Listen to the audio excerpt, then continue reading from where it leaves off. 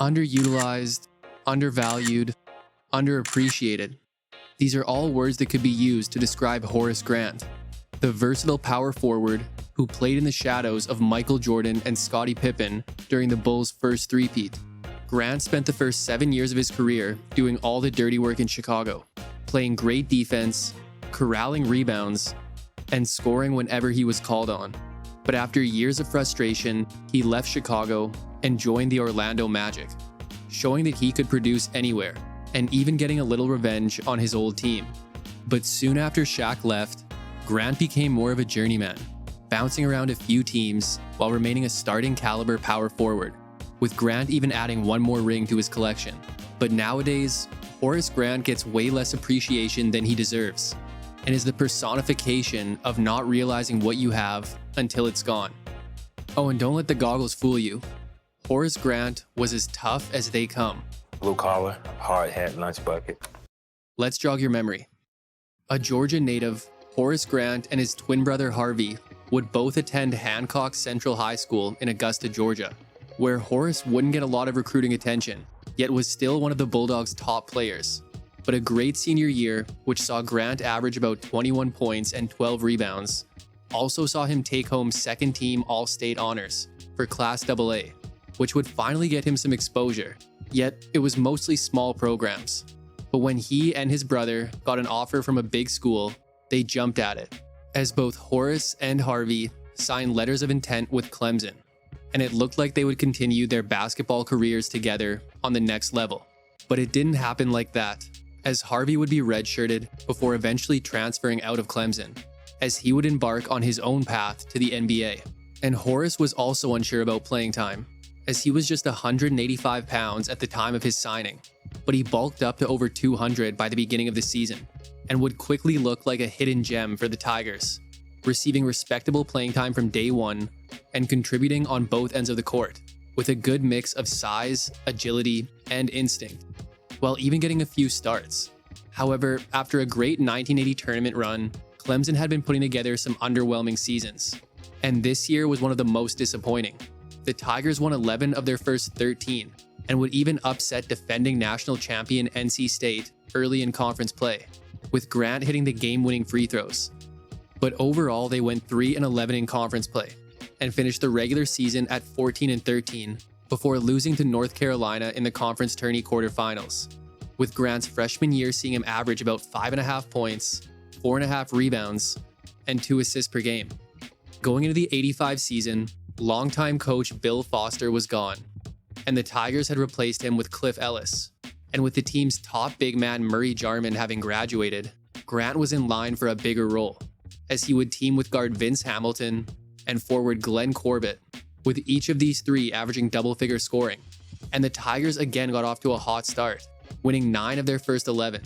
But then conference play hit again, and although they did better than last year, even getting an upset win over North Carolina, they still struggled, going 5-9 and finishing the regular season at 15-11, with their conference tournament again coming to an early end, this time at the hands of NC State. And while they would get an invitation to the NIT, that was short-lived as well, with Clemson losing their first game to Tennessee Chattanooga, as Grant's season had ended with him averaging about 11.5 points, 7 rebounds, and an assist per game. But with Clemson losing another top player to graduation, Grant would really take his game to the next level as a junior. Grant became the team's clear leader in '86, and responded with the best season of his college career up to that point, while being especially effective on the glass, as not only the ACC's top rebounder, but also a top 10 rebounder in the country. And with Clemson featuring its best defense during Grant's time there, they looked better than ever, beginning the season with 11 straight wins. But once again, things took a turn come conference play, with Clemson experiencing multiple losing streaks during this time, and winning just 6 more games after their hot start, yet still finishing with a respectable 17-13 record, as they entered an ACC tournament matchup with Georgia Tech. But they would fall to the Jackets for the second time in less than a week. But they would be making a return to the NIT, and would actually have some success, with convincing wins over Middle Tennessee and Georgia, before losing to Wyoming in the quarterfinals. As Grant's breakout year had ended with him averaging about 16.5 points, 10.5 rebounds, and 2 assists per game. The '87 Clemson Tigers finally hit their stride, and Grant entered into the conversation of the best players in the nation. And he had a solid supporting cast, with guys like Jerry Pryor and Michael Tate, and an incoming freshman named Eldon Campbell. Grant would pace the team and the conference in both scoring and rebounding, while acting as one of the most efficient scorers in the entire country, with teams sending double and even triple teams at the Clemson Star. And at this point, Clemson's strong starts to the season were common. But with the Tigers now possessing one of the nation's best offenses, there was reason to believe that the winning could continue come conference play. And that looked to be the case, with Clemson kicking off conference play with 4 straight wins, to extend their season-opening win streak to 15, before Duke handed them their first loss. And while all their losses would come to conference opponents, they would finally hold their own in the ACC, winning 10 of their 14 games and overall finishing the regular season with a 23-4 record, as Grant took home first-team All-ACC and ACC Player of the Year honors, while even being selected as a second-team All-American. And this time it looked like the Tigers would make some noise in the conference tournament, but a loss to Wake Forest ensured that Grant would never make it out of the ACC quarterfinals. But Clemson's great season ensured that Grant would get his first trip to the big dance, as a 4-seeded Tigers team drew Missouri State in round 1. But as quickly as it began, it was over, as although Grant turned in an efficient 16 points and 6 rebounds, almost all of those points came in the first half. And with the rest of Clemson starters totaling 13 points, Clemson fell in an upset, with Grant's senior season wrapping up with him averaging about 21 points, 9.5 rebounds, and 2 assists per game. But now the guy who had barely got any big-time offers coming out of high school was being considered as a top choice in the upcoming NBA draft, with Clemson coach Cliff Ellis speaking highly of Grant, saying that there was nothing that he couldn't do. So in one of the greatest drafts in Chicago Bulls history, they scooped up Grant with the 10th overall pick, while also making a trade which saw them acquire 5th overall pick Scottie Pippen from Seattle, as the Bulls now look to have their forwards of the future. Chicago was unquestionably led by their 4th-year superstar Michael Jordan, a man who reportedly was not a big fan of the Grant selection, so Grant already had a chip on his shoulder.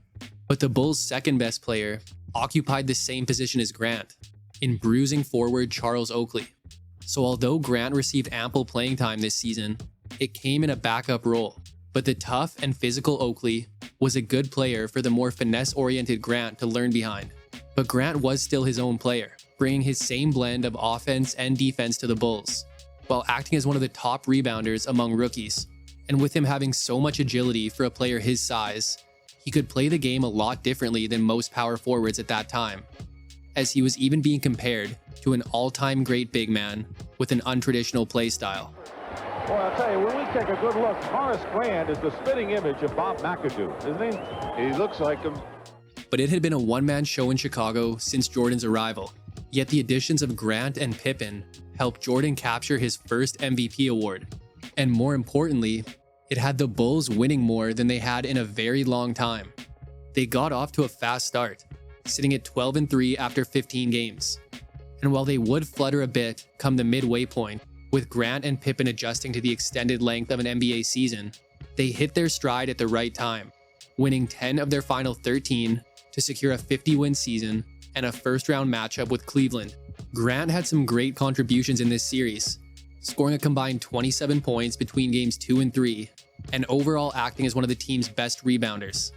But the most encouraging thing to see was the trust that head coach Doug Collins seemed to have in the rookie big man, as with the series coming down to a decisive Game 5 and Pippen fouling out, Grant was on the floor for the crucial late-game minutes and helped the Bulls hold on to win their first playoff series in 7 years. But the second round would kick off an Eastern Conference rivalry for years to come, as the Bulls met the Pistons. And while Detroit would handle Chicago pretty easily, Grant would have some encouraging performances, like a 16-point, 6-steal Game 1 and 20 points on 10 of 14 shooting in Game 5.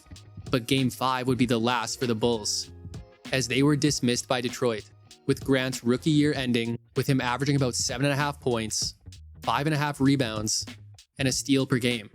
But going into the '89 season, the Bulls' starting five was set to look a lot different.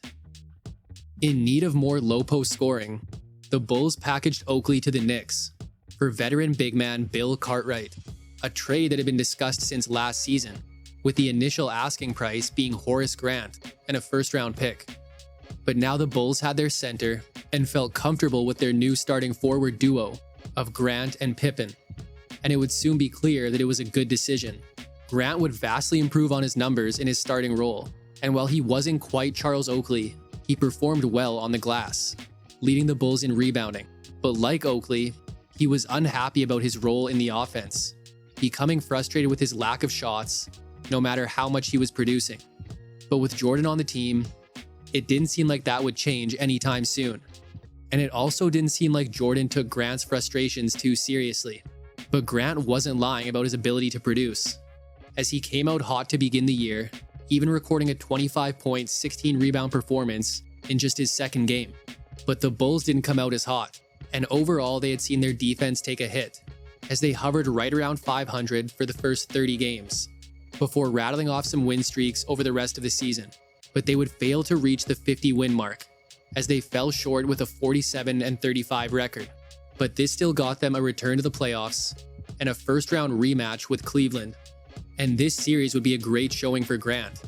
Even against a favored Cavs team, Grant was a rebounding machine, recording double-doubles in the first two games and averaging 15 rebounds over the first four, and did so while suffering from a sprained wrist all series. And once again, the Bulls had found themselves in a decisive Game 5 with Cleveland, as Grant would score 12 points before fouling out.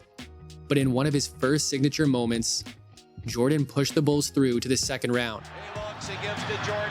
Jordan to the circle, puts the shot in the air. Good! The game's over! Where they would be taking on Charles Oakley, Patrick Ewing, and the New York Knicks. And Grant continued proving himself, as even with the great competition, he managed to hit double figures in all but one game this series, while shooting 54% from the field. And while Oakley would out-rebound him, Grant was still one of 4 Bulls to average at least 7 rebounds. And while the upstart Knicks would give the Bulls a challenge, in the end, a dominant series from Jordan was too much for New York, as Chicago took it in 6, and were making it to the conference finals for the first time since 1975. But again they met the Detroit Pistons, who were hungry for a championship after losing in last year's finals. But the Bulls stunned them with a Game 1 win, and after 3 games, Chicago was up 2-1. But with Detroit calling more on their physicality and depth as the series went on, the young Bulls core was feeling the effects. Grant was up and down this series, struggling in games 1, 3, and 5, but recording double-doubles in games 2, 4, and 6, as he even went for 16 points and 20 rebounds in a Game 2 loss. But while the Bulls showed that they weren't just going to roll over, the veteran Pistons proved to be the better team, winning the series in 6, as Grant's year ended with him averaging about 12 points, 8.5 rebounds, and 2 assists per game. While the Bulls roster looked mostly the same heading into the following season, there was one very big change, as Doug Collins was no longer the coach, and in his place was Phil Jackson. And while this was the beginning of the Bulls' rise to the top, it also saw Grant improve on both his scoring and assists, as he became the team's clear third option, while averaging at least a steal and a block per game for the first time in his career. And the Bulls would finally look like a real Eastern Conference power. But with a 7-6 start, it wasn't immediate. But once the triangle offense started clicking, the team started rolling, as they went 26-7 over their final 33 to finish the season with a 55-27 record. And while the Bulls looked like a well-oiled machine, Grant was still unhappy with his role. And with the Bulls gearing up for what hoped to be a deep playoff run, Grant went public and said that he wanted a trade. And while there was definitely a financial aspect, with Grant being very underpaid for the role that he occupied, Grant would say that it was more about gripes with the organization and loyalty, with him even going as far as to say that Bulls GM Jerry Krause called him a bad person. But even with this bombshell coming at the worst time, the team reportedly supported Grant and still felt good about their playoff chances. And if Grant was mad at management, he took it out on the Milwaukee Bucks in round 1, as this series saw him average 15 points and 9.5 rebounds, while shooting nearly 57% and adding 2 steals per game on defense. And while the Bucks did manage to steal Game 3, the Bulls closed it out with a Game 4 blowout to advance to a second-round series with the Philadelphia 76ers and one of the league's best power forwards in Charles Barkley. And with the Sixers possessing some good size and toughness down low, Grant wasn't as utilized in the game plan. Yet although his numbers were down, he was efficient, shooting over 64%. And with the Bulls taking a 3-1 lead in the series, Grant saved his best for last, going for a series-high 18 points on 8 of 11 shooting in an easy Game 5 win, which pushed the Bulls through to the conference finals and yet another battle with the now defending champion Pistons. But the physical Pistons made nothing easy, and while Jordan got the worst of it, their top-ranked defense made life hard on every Bull, including Grant, who uncharacteristically shot about 40% from the field. Yet although the shots weren't falling, he was the series' best rebounder at nearly 12 per game, as he also helped keep a young Dennis Rodman off the glass. And the teams were trading blows throughout the series, with the Pistons holding court with 2 straight wins, then the Bulls evening it back in Chicago, eventually leading to a Game 7. But no one outside of Jordan could score with any consistency, as although Grant was second on the team with 10 points, he shot 3 of 17 from the field, and the Bulls were embarrassed to end their season, with Grant's year seeing him average about 12.5 points, 8 rebounds, and 3 assists per game. But it was clear that the Bulls were very close, and Grant was a big reason for that. But he had also requested a trade just a couple months earlier, so would he even be back next season? But money can fix a lot of things, and in mid-August, Grant signed a 3-year deal, making him one of the highest paid at his position, as now Grant was happier and was seeing clearer. After being diagnosed with myopia, Horace Grant was permitted to wear corrective lenses by the NBA beginning in 1990, a look that would become his trademark over an incredible 17-year career. But he really only needed them temporarily, as he underwent LASIK surgery in the mid-90s to correct his vision. But he kept wearing them, and he would reveal why in 2016, as Grant would say that even though he didn't need the goggles anymore, he decided to continue wearing them after being approached by parents who thanked him for being an inspiration to their kids who wore glasses. All in all, a great decision. As well, it's hard to forget a 4-time champion. The first thing that comes to mind when you think of Horace Grant is the goggles. The Bulls were ready to make another run at an NBA title. Yet even though Grant was the second highest paid Bull, with Pippen really emerging this season, Grant fell further into the shadows of the new dynamic duo, with his play going underappreciated as more of a third wheel. But the Bulls were now among the league's elite on both sides of the ball, with Grant acting as a versatile complementary scorer while again leading them in rebounding. But Chicago came out flat, losing their first 3 games, and Grant was actually struggling, as he was feeling pressure to live up to his contract, and was trying to do too much, even briefly losing his starting job to Stacey King. But he and the Bulls got back on track quickly and hit their stride mid-season, as they went undefeated in February and had a 22-game stretch where they had just 1 loss, and won their final 4 games of the season, which got them past the 60-win mark, entering the playoffs as the top seed in the East to take on New York. Offensively, Grant would have a modest series, as would most of the Bulls, but it was more so because the offense wasn't required, with the Bulls playing a masterful series defensively, as New York averaged 86 points for the series, and the Bulls advanced after an easy sweep, with round 2 again bringing the Sixers. And while this was the Jordan and Pippen show, Grant again did his usual dirty work as one of the team's top rebounders and its 3rd leading scorer. And after the Sixers got a win in Game 3, Grant helped swing momentum back in Chicago's favor, with a 22-point performance in a Game 4 win in Philly, before Chicago closed them out back home a couple nights later. But now came the series everyone was waiting for, with many wondering if Chicago could finally get over the hump. But a series with so much anticipation would be a little anticlimactic, as it was over so quickly. Grant took just 2 shots from the field in Game 1, but with 10 rebounds he helped the Bulls to a win.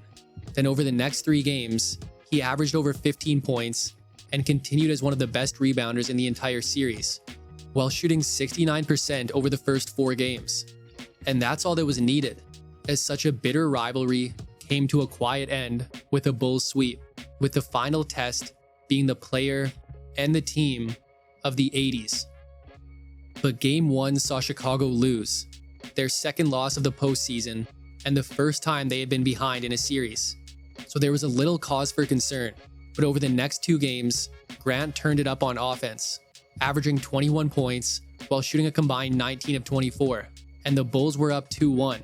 Then with a convincing Game 4 win, which saw Grant drop 14, they had a chance for the championship in Game 5, and with Grant chipping in 11 points, a historic series from Jordan had ended, with Chicago capturing their first NBA title. As Grant was a champion, and for the season, he had averaged about 13 points, 8.5 rebounds, and 2.5 assists per game. But 1992 would be even better for Grant and the Bulls.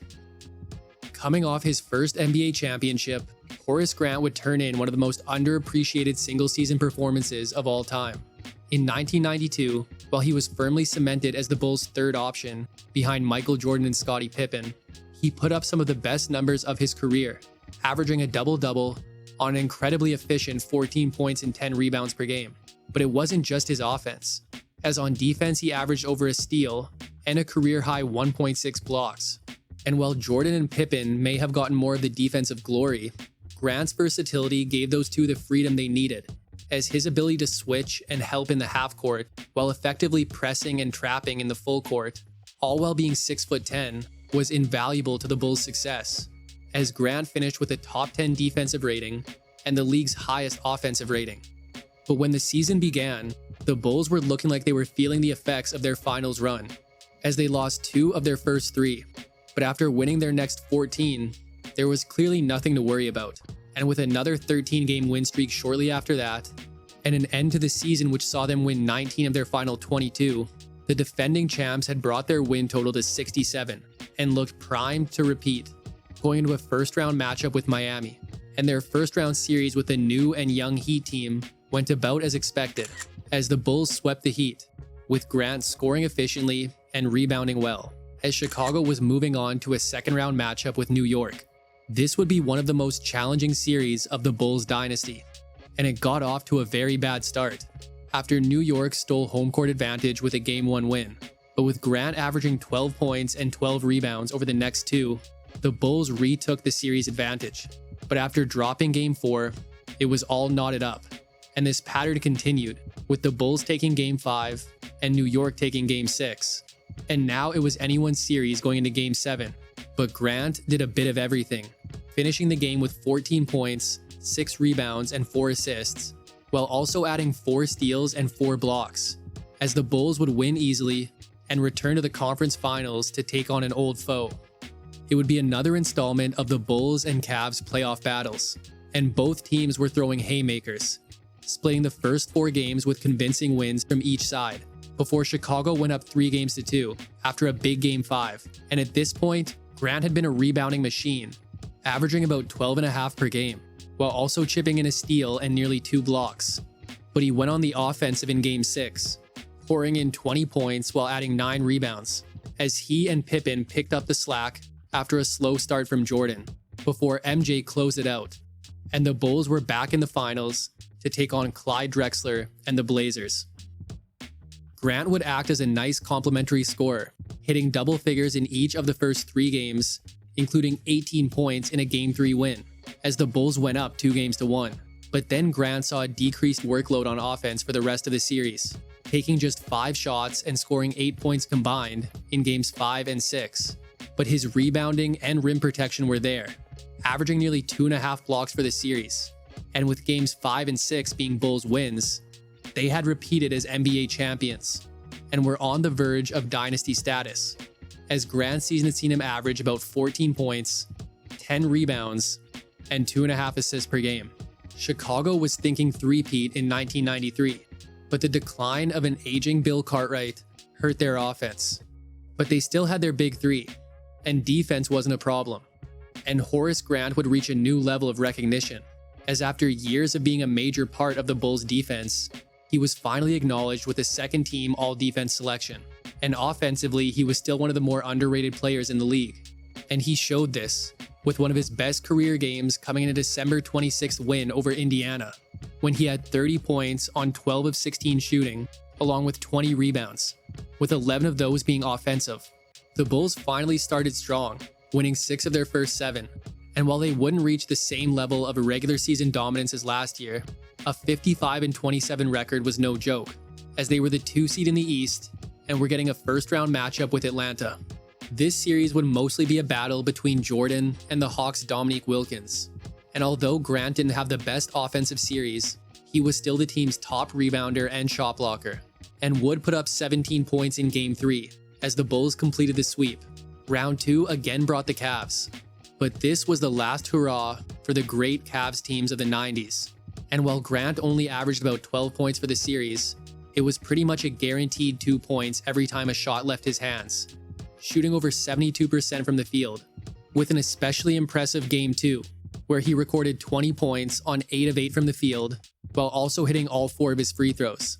And overall, the Cavs went down quietly in the Bulls' second consecutive sweep, with the conference finals bringing the team that pushed them to the brink last year.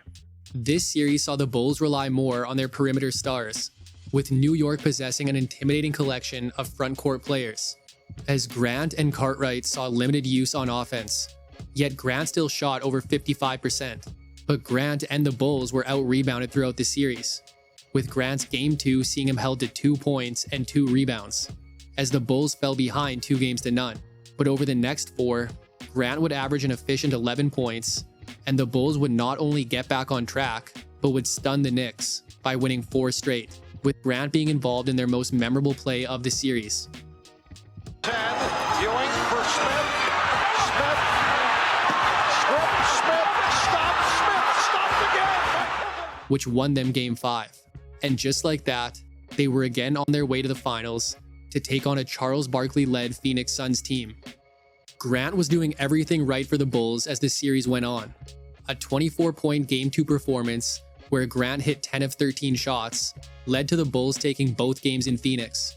Then although the team split the next 2, Grant had hit double figures in both games and recorded 5 total steals, while dominating on the glass.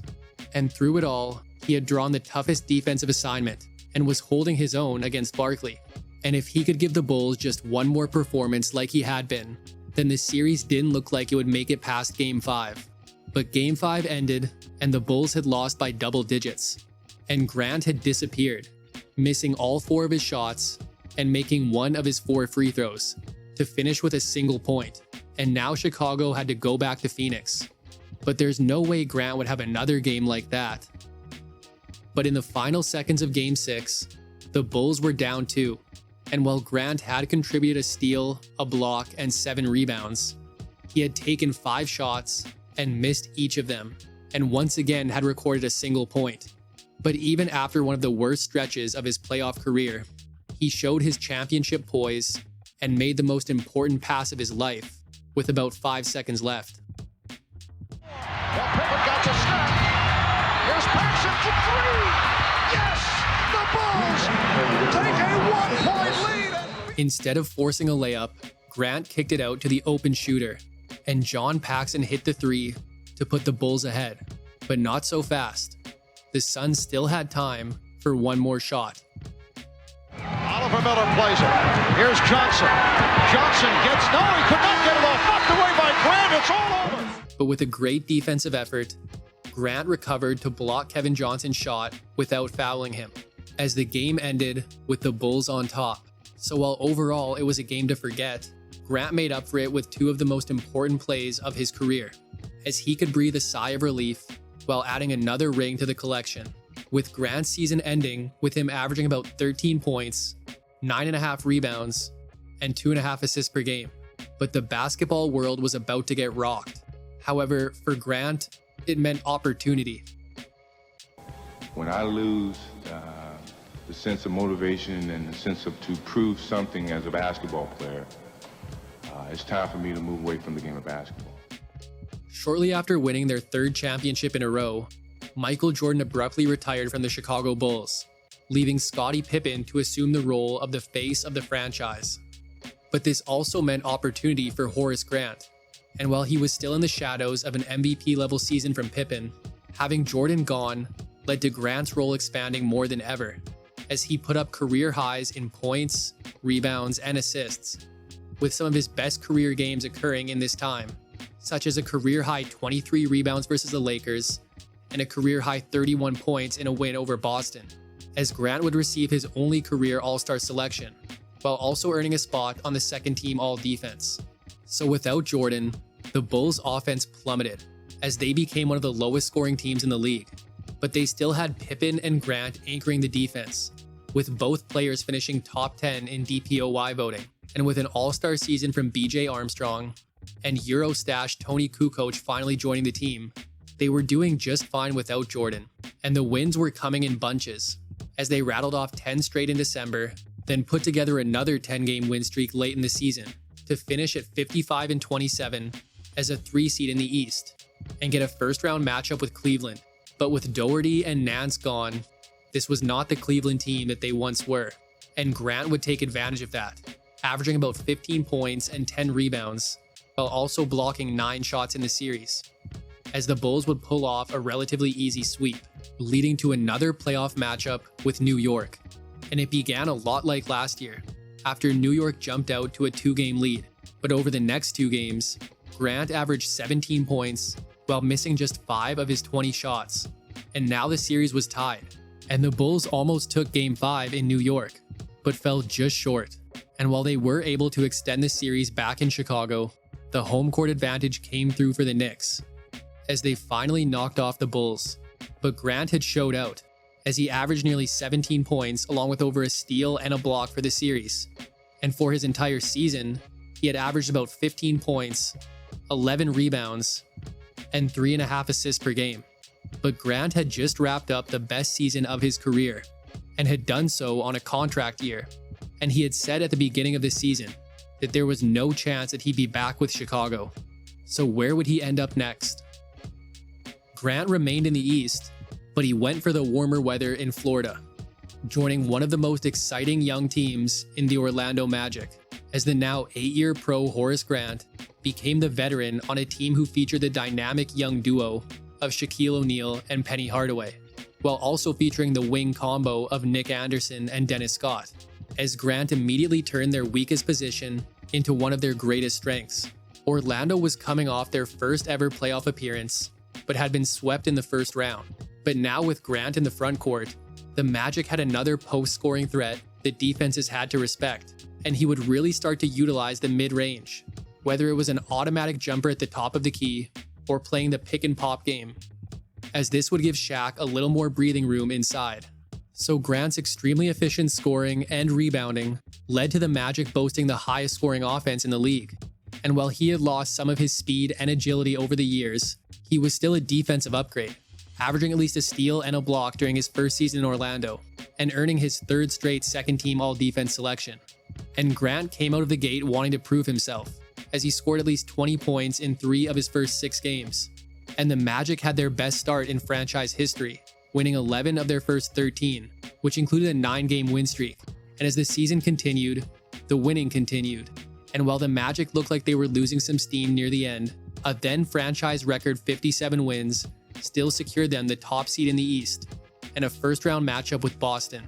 A balanced scoring attack from Orlando saw all 5 starters scoring double figures. And while Grant wasn't having any huge games, he was consistent in every facet, putting up a double-double for the series while leading all players with 2 blocks per game, as the Magic closed it out with a gentleman's sweep. And now it was time for the second round, as Grant would be playing his old team, with his old teammate having recently returned from retirement. The 1995 second-round series between the Orlando Magic and the Chicago Bulls had all the makings for an instant classic, with Grant taking on the team that he had given everything to for 7 years, while feeling undervalued and underutilized for almost that entire time. But on the other end, Michael Jordan was back from his attempt at baseball, and the Bulls wanted to retake their place at the top. But for Horace Grant, this series was poetic. The Bulls had done nothing to replace Grant after he left over the summer, and Grant exposed that weakness through his play, averaging 18 points and 11 rebounds for the series, And with Grant shooting 65% from the field, he was doing whatever he wanted, recording 3 games with at least 20 points and 4 double-doubles. And after a finger injury forced him out of Game 6 in the third quarter, the Magic picked up the slack and got their 4th win of the series, as Horace Grant had gotten the sweetest revenge on his old team, while his new team was moving on to the conference finals. With his finger still bothering him, Grant wouldn't be able to replicate his numbers against Indiana in the conference finals. But Indiana also had a much more formidable front court, so things were harder for Grant, as he would see his scoring drop. But everything else was still present, as he kept on doing his usual dirty work down low as one of the best rebounders in the series, while being one of 2 players on the Magic to average at least a steal and a block. And his 16 points on 7 of 9 shooting in Game 7 helped the Magic blow out the Pacers at home to take the series and advance to their first NBA Finals in franchise history. But this is where Orlando's magic would run out. Everyone knew Shaq would have his hands full with Hakeem Olajuwon, and vice versa. But the biggest mismatch came with Grant's defensive assignment, as a younger and very versatile Robert Horry forced Grant to defend on the perimeter much more than he was used to, which led to some easy points for Horry, but also took one of Orlando's best rebounders away from the basket, which Houston knew they needed to do. After Grant pulled down 16 boards in Game 1, and while he still found a way to record double-doubles in every game, Horry would have his own series-changing performance.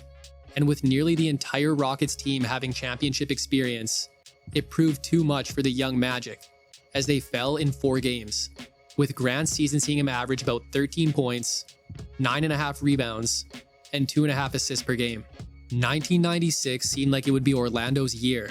The team returned the same starting 5 and now had a better idea of what it took to reach the promised land. And they were tested early, as Shaq missed nearly 2 months to start the season. But even without him, the Magic won 13 of their first 15, and only got more dangerous when he returned.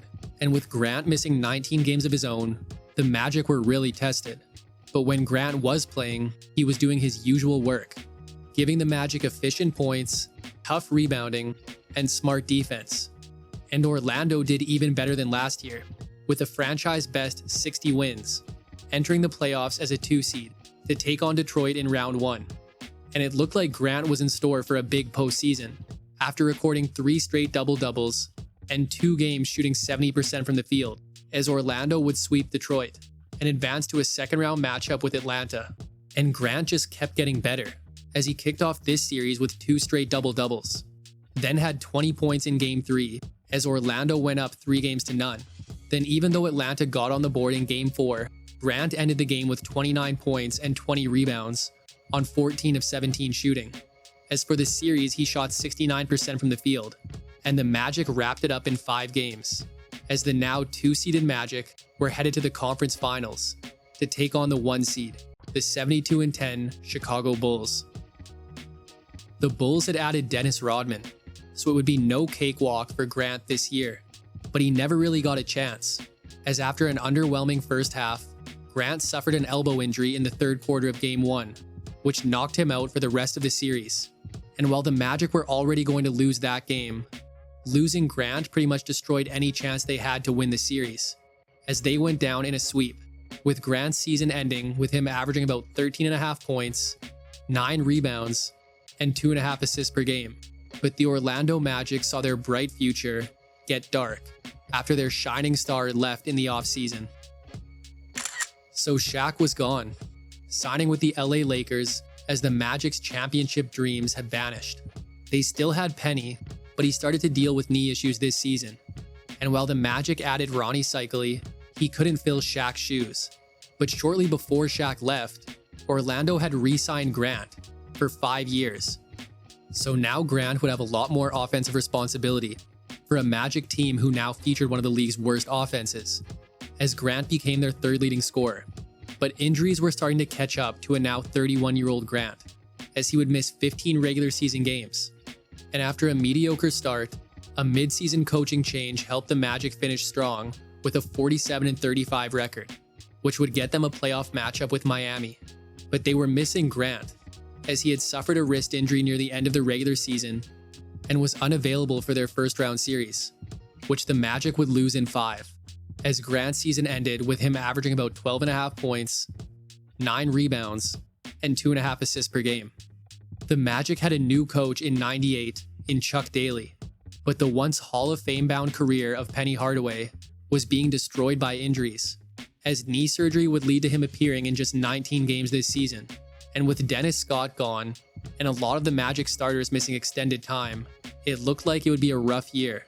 But Grant had one of his healthiest seasons in years, playing and starting in 76 games, while still being effective in every facet of the game. But with so many injuries, Grant didn't have a lot of guys to take the pressure off of him, and didn't have the open looks that came from Penny's penetration, as he shot below 50% for the first time in his career. And the Magic continued to regress, finishing at 41-41 and missing the playoffs, marking the first and only time that Grant would miss the playoffs in his career, as his season wrapped up with him averaging about 12 points, 8 rebounds, and 2.5 assists per game.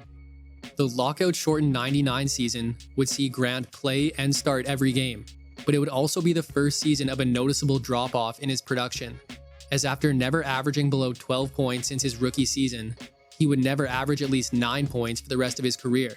But Penny came back to play the full season, and while Grant wasn't doing the same damage on offense, he could still rebound and play effective defense down low, for a Magic team who featured one of the league's top defenses, as they would finish with a surprising 33-17 record and get a first-round matchup with Philly.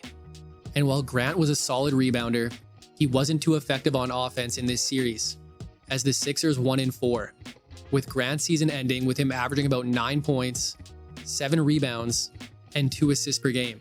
But with the Magic looking to rebuild, they sent Grant, with 2 years remaining on his contract, to the Seattle Supersonics.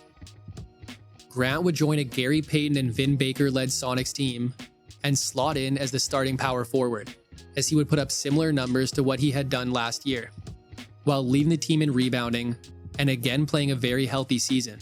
And while they weren't really title contenders, Seattle was still a playoff team with their 45-37 record, which got them a first-round matchup with Utah. And while Grant had a solid rebounding series and was able to force some turnovers, he just wasn't the same offensive threat. And although the Sonics pushed the series the distance, the Jazz would ultimately win, with Grant's season ending with him averaging about 8 points, 8 rebounds, and 2.5 assists per game. But he was on the move again, as part of a huge offseason trade. But this time, he ended up on a contender with a couple of old associates. So it wasn't just a contender, it was the defending champion Lakers, who featured Kobe Bryant and Grant's former teammate in Shaquille O'Neal, while being coached by the man that Grant won 3 titles with. And even in year 14, Grant was made the starting power forward, but he was perfect for them, as he was a high IQ player who already knew the triangle. And with such a high-powered offense, Grant didn't have to do much on that side of the ball, as he would help the Lakers go 56-26 this season, as they began their playoffs with a sweep of the Blazers, with Grant averaging 7 rebounds for the series. The second round brought Sacramento, and another sweep, as Grant again rebounded well and even had a Game 2 double-double. The Spurs were the next test, and while this was Grant's quietest series, it was another easy sweep for the Lakers, as they were rolling going to the NBA Finals. And while their perfect playoffs came to an end with a Game 1 loss to Philly, they got right back on track and won the next 4, as Grant had captured his 4th NBA title, with his season seeing him average about 8.5 points, 7 rebounds, and 1.5 assists per game. But Grant was back in a familiar place come the following season. Grant signed a multi-year deal with Orlando in the offseason, as he would say that he had already began to plant his roots in Orlando during his first stint, and felt that it was the place to end his career. But he also liked their chances, with guys like Tracy McGrady and Grant Hill, and his first season there was the same picture of consistency that he had always been, as the team's starting power forward all season, while producing on both sides of the ball. But Grant Hill missed most of the season, leading to Orlando finishing with a 42-40 record, which was enough for a first-round matchup with Charlotte.